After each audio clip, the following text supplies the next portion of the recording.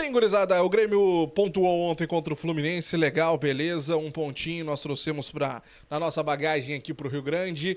Pra nossa tabela foi uma situação que, vamos lá, que foi a melhor do que o cenário nos mostrava durante a partida, mas fato é, gurizada, que a gente não pode se acostumar com o Grêmio que nós vimos ontem. Um Grêmio que conseguiu um ponto importante? Sim, é verdade. Há o que comemorar? Pelo ponto, tá, legal, comemoramos o ponto. Pelo momento que nós vivemos, legal, o ponto. Agora, o torcedor não pode se acostumar com esse futebol medíocre que o Grêmio jogou ontem, gente. A gente não pode se acostumar com o que a gente viu ontem. O que o Renato fez na coletiva, na minha opinião, nós vamos trazer ponto a ponto aqui nesse vídeo, mas o que o Renato fez na coletiva foi a tentativa de normalizar o que nós vimos ontem. E é uma tentativa de normalização que ela não tem cabimento nenhum. Nenhum. Eu vou falar isso ponto a ponto com vocês aqui.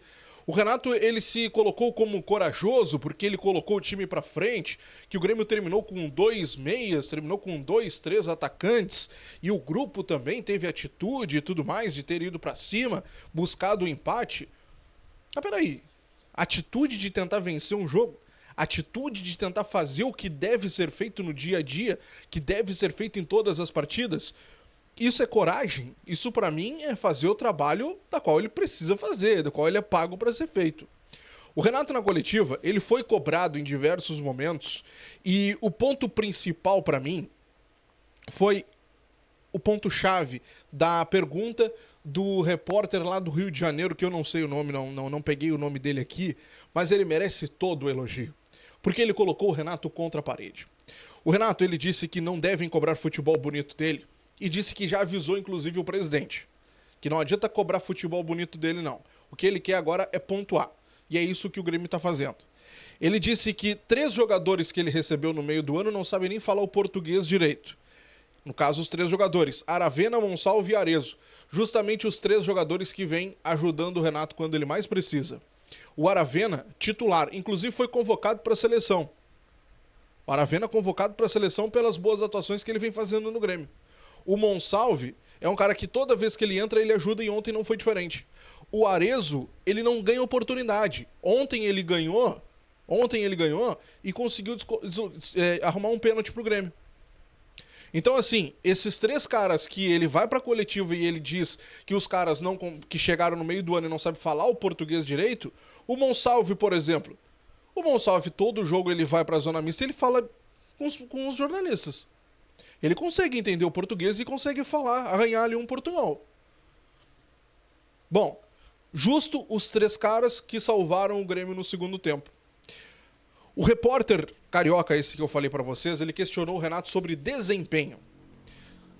Porque o Renato, ele fala muito que o Grêmio tá ganhando, que o Grêmio tá isso, que o Grêmio tá aquilo. No caso do Clássico Grenal mesmo, agora ele falou sobre isso, né? Falou que o Inter não tá ganhando nada, que o Inter não ganha título e papapá. Problema deles. Problema é deles, eu não quero saber do Inter, eu quero saber do futebol do Grêmio, eu quero saber do Grêmio. O Grêmio também tá se enganando todos os anos com o Gauchão. Gente, vamos fazer uma conta básica aqui, e o repórter tá mais do que certo, eu já falei isso aqui em live com vocês e conversei com vocês sobre isso. 2018 foi o nosso último título relevante, que foi a Recopa. E talvez nem tão relevante assim, tem gente que nem conta a Recopa como um grande título, conta só a Libertadores, por exemplo. Então vamos pegar a Libertadores, que seja. Libertadores 17, 18, 19, 20, 21, 22, 23, 24. 8 anos. Lá se vão 8 anos desde a Libertadores. E desde então o Grêmio teve queda para a segunda divisão, o Grêmio capengueou para voltar, o Grêmio quando voltou teve aquela história maravilhosa com o Soares e esse ano o Grêmio já capengueou de novo. Ah, Diogo, mas nós tivemos uma enchente. Mas o problema não foi a enchente. O Grêmio está nessa situação não pela enchente, o Grêmio está nessa situação por incompetência do seu técnico. O Grêmio, a direção ela foi incompetente de não dar todas as peças para ele no início do ano? Foi. Essa foi a grande razão do Grêmio ter sido eliminado na Copa Libertadores e também na Copa do Brasil? Não foi. Porque os reforços já estavam no banco de reservas.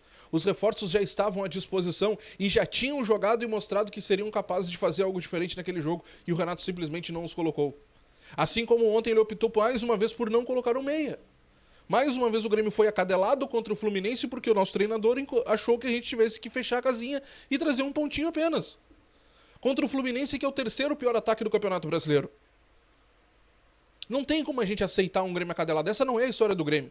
O Grêmio está se apequenando para clubes que não têm condições.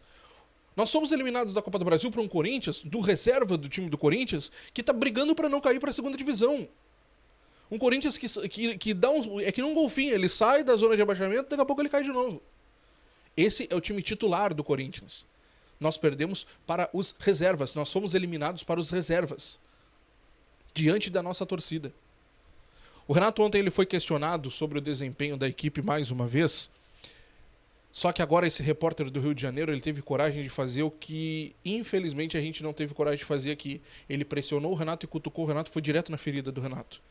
Ele disse: Renato, tu fala tanto que o Grêmio tá ganhando título, que isso, que aquilo, mas o último título expressivo do Grêmio foi em 2018. Será que a torcida não tá querendo um título? Aí o Renato se enfureceu. Ele foi pra cima, ele falou que o Grêmio vem sendo campeão dos últimos anos por conta de gauchão e não sei o quê, né? Falou que tem que cobrar dele quando o Grêmio tiver um time de 500 milhões, tem que cobrar do presidente esse time de 500 milhões, um investimento de 500 milhões, até 1 bilhão ele chegou a dizer. Ó, vou abrir aspas aqui porque o Renato disse, ó. O Grêmio não tem que jogar bonito, até porque o Campeonato Brasileiro eu tenho visto 2 ou 3 equipes, quando muito, jogando um bom futebol. Entre jogar bem e buscar pontos, eu prefiro os pontos. Querem ver um bom futebol, perdão? Então falem com o presidente do Grêmio, manda ele fazer um time de 500 milhões ou 1 bilhão. Aí você vai ver um bom futebol como o Manchester City, Real Madrid. Fecha aspas. O repórter foi na ferida, o repórter avançou. Renato, tu teve isso na tua mão lá no Flamengo. Por que tu não ganhou nada? O que o Renato fez? Colocou a culpa em cima da direção do Flamengo. Não, é o que eu avisei. Quem quer tudo não tem nada. Porque queriam ganhar tudo e acabaram não ganhando nada. Porque os caras se lesionaram, porque não sei o quê, porque não sei o quê, porque não sei o quê. Enfim. Aí ele pediu para comparar os números dele lá no Flamengo aos números dos outros que vieram depois. E realmente, justiça seja feita. Depois do Jorge Jesus, os melhores números são os do Renato. Desde que o Jorge Jesus saiu de lá, só o Renato conseguiu bons números. Mas não ganhou nada. Se a justificativa é o Grêmio não ter um time assim, assim, assado, de tantos milhões para poder ganhar alguma coisa, o Renato teve isso na mão e não conseguiu. E não conseguiu. O Renato ele aproveitou para fazer a projeção da próxima temporada, dizendo que em 2025 o Brasileirão vai ser dividido em praticamente 2 grupos. O grupo das SAFs, que vão estar na parte de cima, e o grupo do pessoal da parte de baixo, onde é aquele grupo que não tem SAF, que não tem dinheiro, que investe menos. Quem não investir vai ficar na parte de baixo. Essa é a visão do Renato. Bom, investir como SAF, o Grêmio vai fazer isso? Não vai. Não temos esse poder. Não temos toda essa grana para fazer esse investimento. Agora, uma coisa eu quero dizer para vocês. O Renato é um dos caras que faz uma pressão internamente gigantesca para que o Grêmio vire SAF. Ele tá falando isso abertamente e já disse isso abertamente em entrevista ao Globoesporte.com. O Renato acredita que a grande solução dos clubes é virar SAF. E, inclusive, ele fala sobre isso com o presidente Alberto Guerra. Então, uma das pessoas que mais pressiona hoje para o Grêmio virar SAF é o próprio Renato. E ele fala isso, inclusive, nas coletivas. Só que o grande problema do Grêmio hoje não é o Grêmio não ser SAF. Porque o Grêmio, nessa temporada, investiu 84 milhões de reais. Vejam bem, 84 milhões de reais. Nós somos o 10º time que mais investiu nessa temporada. O 10º. O Fortaleza, se eu não me engano, investiu 54 milhões de reais. 54. E tá brigando lá na parte de cima da tabela. Diogo, mas o Grêmio jogou fora de casa. Diogo, mas o Grêmio não teve a sua arena. Diogo, mais isso. Diogo, mais aquilo. Gente, peguem o Campeonato Gaúcho, gente. Peguem o início da Libertadores. Peguem o que a gente tá vendo agora. Peguem os jogos depois, quando a gente voltou pra arena. O Grêmio não consegue jogar nada. Ontem, mais uma vez, o Grêmio não conseguiu jogar nada. A culpa não é de falta de investimento, a culpa não é de falta de jogadores. Vocês acham que o Grêmio tem um plantel pra estar brigando pra não cair? Isso não é justificativo, a gente não pode se acostumar com esse discurso barato do Renato. O Renato ele tá cansado, a gente tá vendo, ele até falou sobre isso, sobre a polêmica toda que deu nessa semana, sobre aquele vídeo, né, dos bastidores que foram divulgados, onde os jogadores aparecem cabisbaixos, aparecem sem motivação. Ele colocou a culpa na pressão, nos jogadores estarem, no caso ali, com a pressão muito grande, estarem exaustos e tudo mais. Mas, cara, olha outros vídeos.